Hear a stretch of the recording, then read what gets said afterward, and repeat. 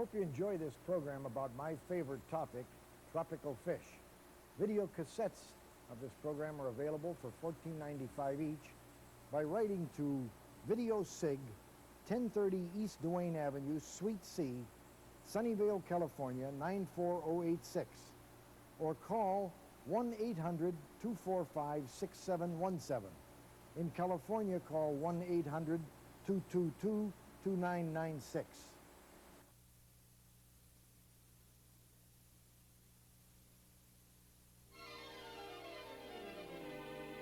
Look at the pretty blue ones. Hey, Mom, the fish are baby. Paul, what's this new fish? Well, look at the extensive development of the barbels, the whiskers there. It's obviously a pimelode cat of some kind. Mardell Laboratories and Aquarian Food are proud to present Help with the Home Aquarium from Paul Speece, the Aquatic Maestro.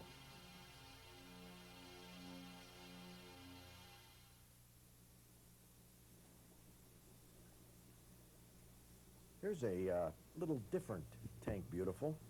I like this one. And maybe I'm a little prejudiced.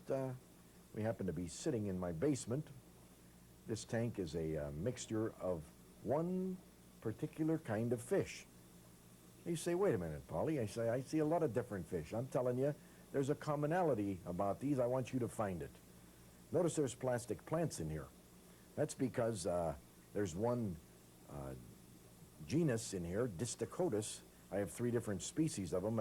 That's the striped guys, and these big ones, they're dancing around a little bit there for you. They are voracious plant eaters, so I've got the Second Nature Willinger's plastic plants in there. They don't eat those. We see 3 different kinds of tetras. We got the Congo tetra, as everybody calls it, the Phenacogrammus interruptus. Brachynolestis longopinus. It's longopinus, long fin. That dorsal fin is a delight to see when they... And, of course, the Spalopterus, those 3 that are together with the spot top and bottom. What else we got in here? Oh, there's one of the gourami types, the bushfish, Tenopoma. We'll see him coming and going. But in this tank, there are all African fish. Had you noticed that?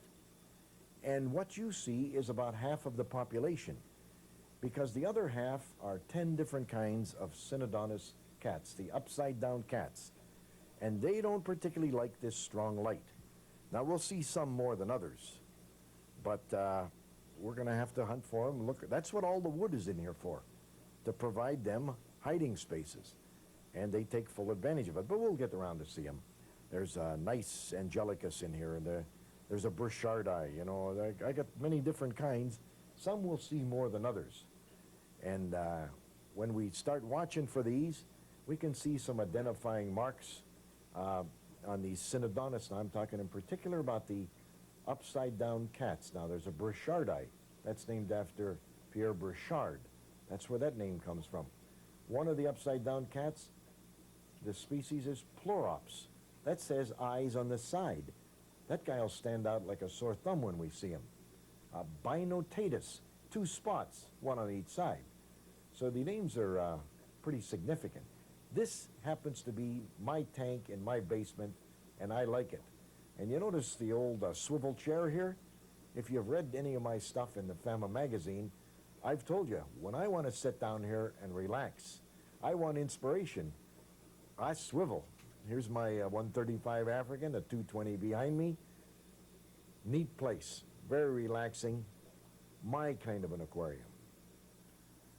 We were looking at my African tank here. Now, the 220 is behind me, and I tell you that there is a big difference, because there's no connection between these fish, one to another. There's representatives of all different types of fish in here, with the exception of live bearers, possibly. They wouldn't do too well in here. There's some larger critters in here. But one thing that this brings to mind when you mix fish like this is this, diet. One of my fish, remember? You got to feed them right. Now, what are we talking about in here? Well, there's, you know, for instance, one of the giant hatchet fish. I think what I've got here is the elongatus, Triportheus elongatus. I've got a school of the tricolor sharks. I've got some very large false rasboras, if you will. I've got a number of different kinds of cichlids. There's probably 7 or 8 in here, and some very common ones. Fire mouse, convicts, severum. I just happen to like them. There's fish in here that I like, so I take care of them. And how do I take care of them? I watch the diet. I feed them. Now, when you feed your fish, you get the can of food out, right? So do I. I just happen to have a bigger can of food simply because I got a lot of fish down cellar here. And when I feed these guys, they eat. They like food. There we go. Aquarian food. A superior food, and that comes from this guy after 45 years. That's a good food. Let me tell you about a bad food. You say, oh, hey, wait a minute, expose time. No, no, no, no, no. A bad food is one that tastes very good, but is low in nutritional value. What do we care if they eat a whole lot of it? It doesn't do the fish any good. That's a bad food. Here's another bad food. One that's right on the money in terms of nutrition, but does not have the proper taste attractants, so the fish don't eat it. That does the fish no good. Let's mark that down as a bad food. Dog food and cat food are bad foods because they are not designed to give these animals what they need. This food is, and it does a remarkable job. Some years ago, in pursuit of this, I set up a couple of tanks side by side with identical populations as near as I could control it. And out of that came a decided impression that this is the best food there's ever come down the pike. It's simple as that. I don't mind saying that. And as a result, when I finished this test here, I wrote an article about it in FAMA. Some of you may have seen that. That's been 3 years ago now, I guess. Maybe longer than that. And I wrote that in there. And that's when the Mardell people came to me and said, geez, Paul, if you don't mind writing that in your column, how'd you like to say that for us? As a result, I am now a consultant with Mardell Laboratories as a result of my experiences with the aquarian food. These are my friends back here. I take good care of them. I recently had the opportunity to visit Mardell Laboratories, where I talked to Dr. David Ford, the creator of Aquarian Foods. I work for the giant American Mars company, and it was back in 1973 that they decided they would enter the fish food market.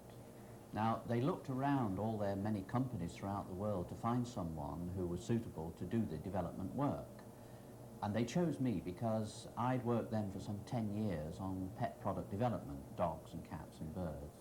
And also I was known to be a keen aquarist. I have kept fish for some 30-odd years. So their director came to me and said, what we would like you to do is to develop a fish food. Now, the brief was that it must be superior to any other fish food in the marketplace, and that superiority must be proven by laboratory-controlled trials. So at this point, we go out and get ourselves a laboratory, huh? Oh, you know, over here we say laboratory. I see. Well, I didn't get a laboratory straight away. The reason for that is that although I was a keen hobbyist and knew all about fish keeping, I didn't know about the trade, about the fish farming, the wholesalers and the retailers and that sort of thing. So what I asked was that I should be sponsored on a trip around the world to discover everything about the hobby. And I went as far afield as Berlin Zoo Aquaria, right through to the Florida fish farms. Oh, you have a tough life, don't you? It was very enjoyable, yes, very interesting. But one thing I learned from all of those travels was that all the many fish foods that were already on the marketplace were all made from the same type of raw material, dried raw materials, you know, meals. Oh, I see. Prepared, yes, fish meal, meat and bone meal, that type of thing. And because the brief was to make something superior, I decided the thing to do was to make recipes from mainly fresh raw materials. Now, if you think about it, it's fairly simple to manufacture, to develop pet food for dogs and cats.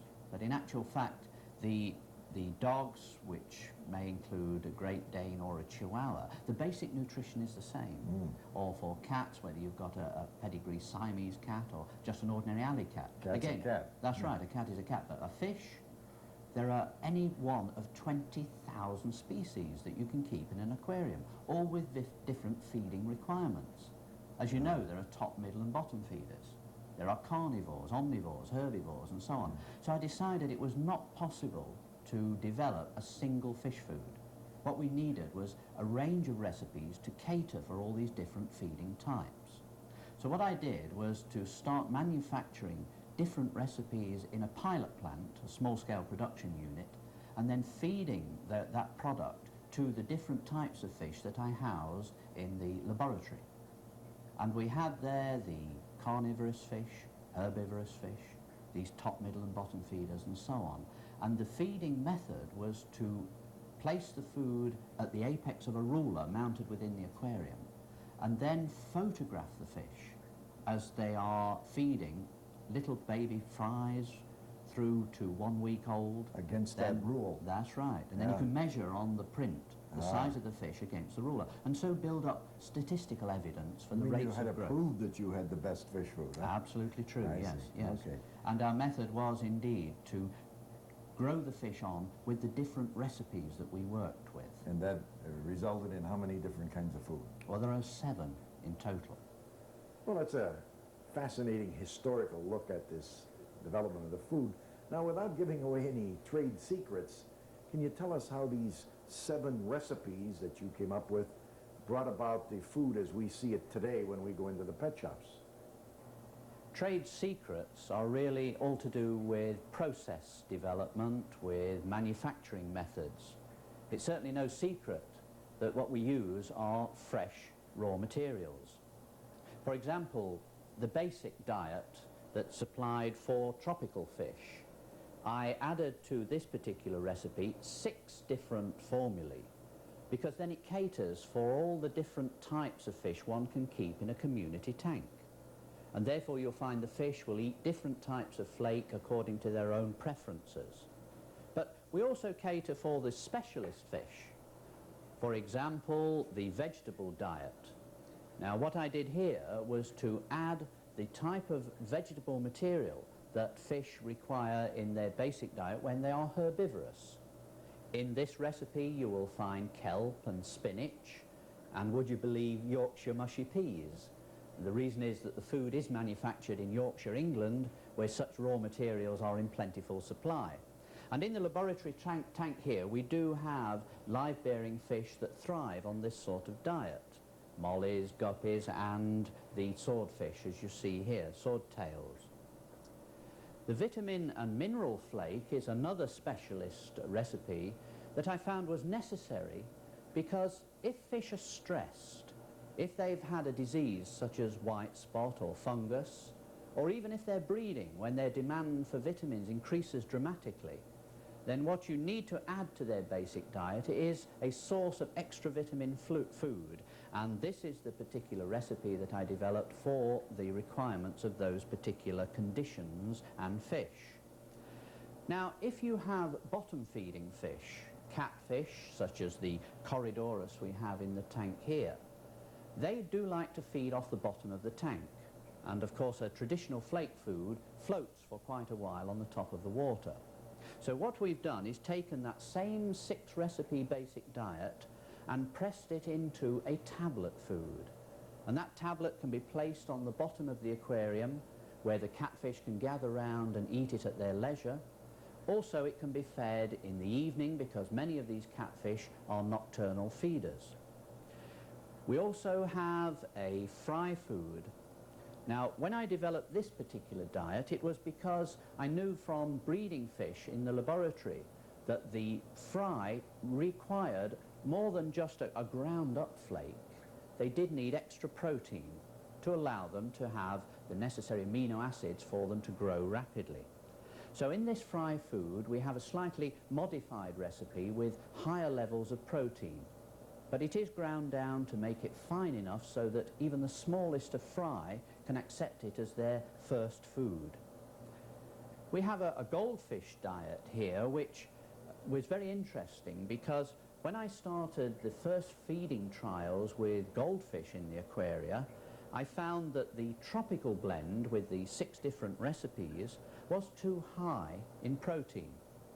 The goldfish were breaking that protein down as an energy source, and the ammonia and nitrite that was being produced polluted the aquarium. You've got the cloudy water problem. So I modified the recipe by including extra carbohydrate. Now this is a white flake and is the 7th recipe in the range, and that white flake is added to the other 6 to give the particular blend we call goldfish food, which is very suitable for ordinary goldfish, for ornamental, fancy goldfish, and for koi. The carnivorous diet was specially developed for fish that do require meat and fish flesh in their diet. For example, cichlids, as we have here, do require a chunky type of flesh in their diet, which is catered for by having a flake that includes that particular raw material. We use fresh fish, we use fresh meat, and this is turned into a flake food and sold under the name, as you see here, carnivore fish food. Of course, we have specialist fish. There are many guppy keepers, and here we have a food that has been developed just for the guppy. We kept many guppies in aquaria where they were fed exclusively on different types of diet until we found one that gave the best rates of growth when measured by that photogrammetry technique. And that top-winning diet was combined to form this exclusive guppy food flake. We also have a colour food. Now what happened here was that as a hobbyist, I know that you like to win awards at shows by showing off your prize fish. And one thing is certain, that it does need to be colourful to attract the attention of the judges. So what I did was look at the sort of ingredients you get in food which enhance the colour of the fish, and found a particular compound called canthaxanthin, which we include in this basic diet. Now that's not a hormone, it is a naturally occurring food component, and this is included in that basic diet, and you will find that feeding the fish on colour food does indeed enhance their colour, not only for shows but also to increase their attractiveness, because fish are decorative. One thing also that it's rather unique about aquarium is that with using these fresh ingredients, it's necessary to lock in that freshness so that the fish will be able to taste that fresh recipe. And to do this, we've hermetically sealed the product into a can. And I discovered early on in my trials with the fish that this had a very enhancing effect on that fresh flavour, which makes the fish so attractive, makes the food so attractive to the fish. Certainly, in all the early work that I did with my fish, I found that although fresh food, using the type of aquatic animals that are available, would indeed make the food attractive to the fish, it is dangerous in that there are parasites and diseases that can be introduced. So what we have here is those same fresh ingredients, but presented in a form that is sterile, in a form that is safe to use and so convenient. And I certainly have kept my fish over many, many years fed exclusively on this diet, and they are prize-winning, happy and healthy fish.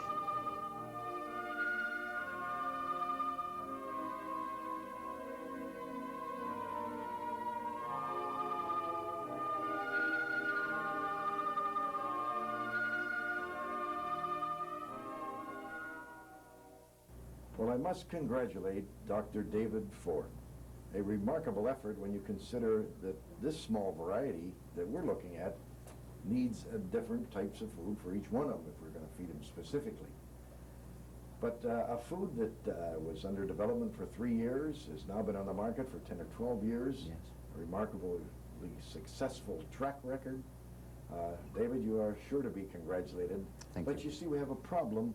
What am I going to feed this aquarium? Tell us how to manage this one. Well, one thing you must always remember when you're feeding a community aquarium is that the fish have this marvellous ability, I wish we'd got it, to be able to feed and eat continuously, digest what they need and excrete the rest. And therefore what you need is a diet that is very digestible, which is one of the advantages of the aquarium range of recipes. Now this particular tank is full of community fish, community tropical fish, and therefore one will feed the tropical fish flake range. Now you can involve yourself in the nutrition of your fish because this particular aquarium has a high number of mollies, which of course are vegetable eating fish. So not only can you use the blend, but you can use the vegetable diet. And so feed the fish individually with a particular recipe that they like. Some of the fish are carnivorous, and so we have the carnivore diet, to be able to individually feed those fish that like flesh, meat and fish in their particular diet. We have a vitamin and mineral range as well, because if some of the fish are new to the aquarium or there's been any sort of problem, increasing their vitamin and mineral input will help them to recover and to settle down. Included also is the colour food, because some of these fish are in such superb condition it is possible to show them at aquatic shows. And what you would then do is feed them for about a week on the colour food to enhance their colour to the point where hopefully you'll win prizes at the show. To feed these particular fish here, then certainly I would use the tropical blend, simply because everything that a community fish requires is all blended together in the one pot. So let's feed the fish. Come on lads, come and get it. It's very easy as a hobbyist to look at a collection of fish like these beautiful African cichlids that we're looking at here at the Buffalo Zoo and say fish, as though that covers the entire gamut. And really, in this collection of fish, there are two different types.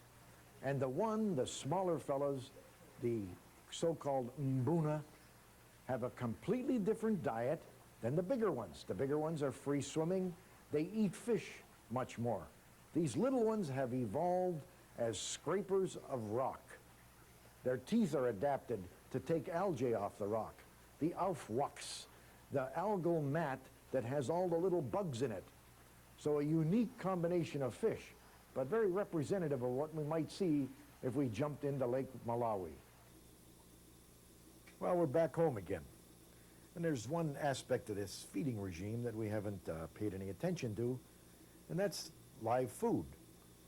Now, that's an exciting branch of the hobby. Many people raise their own, they go out and catch their own, and I've done all of that. Believe me, I just don't think it's necessary. I really don't. I've got 20 aquariums down here and a lot of breeding going on, and I think it's water quality and what is in the food. The fish's body does not know the difference where that protein came from a proper flake or from a live food. For what it's worth, I don't think it's necessary. But let me address the issue of live food, because there are a lot of good ones. I've fed all the live food you ever heard of. I've fed, for instance, mosquito larvae. Now, they're easy to see in the ponds, and little wigglers, and I brought them down, and that worked very well until I happened to introduce them into an aquarium that had a lot of duckweed in it, and unfortunately they didn't get all eaten, and when the house filled up with mosquitoes, Lois said, find another live food, which I did. I raised the little grubs, and it's an easy thing to raise. You build a box about so square, about that deep, fill it full of bran flakes. Put something in for moisture, apples, potatoes or something. Throw the grubs in, pretty soon you'll have all you want. That one fell a little short of perfect when we found out the adult stage includes a beetle which flies all over the house. Well, feed your live food if you want, because there's a lot of excitement to getting it and raising it and that, as I've indicated. But as I've said, I'm doing it with flake food. You know, we're down here in my basement talking about success with the aquarium. We're talking about feeding. And it's very easy for you to say, oh yeah, I hear you, Polly, but I'm going to feed that sawdust I've been feeding. It's cheaper, or whatever your reason is. I'm telling you, do not belittle the long-term significance of a proper diet. Now, whether you're feeding those Africans, whether you're feeding, you know, all the other Africans like we saw in my one tank, or that hodgepodge down in the end there in the 220, that mixed bag, goldfish in this aquarium on the floor, live bearers behind me, whatever it is, you feed them right, and they're going to live for a long, long time. It's as simple as that. Now, we're down in the basement here in my home, which is over 100 years old. The racks alone, with some of these stainless steel tanks in them yet, they're older than a lot of you. I've been up there for 25 years. I don't have to apologize for this ugly room. Nah, the beauty in the hobby is not in the room. The beauty's in the aquarium.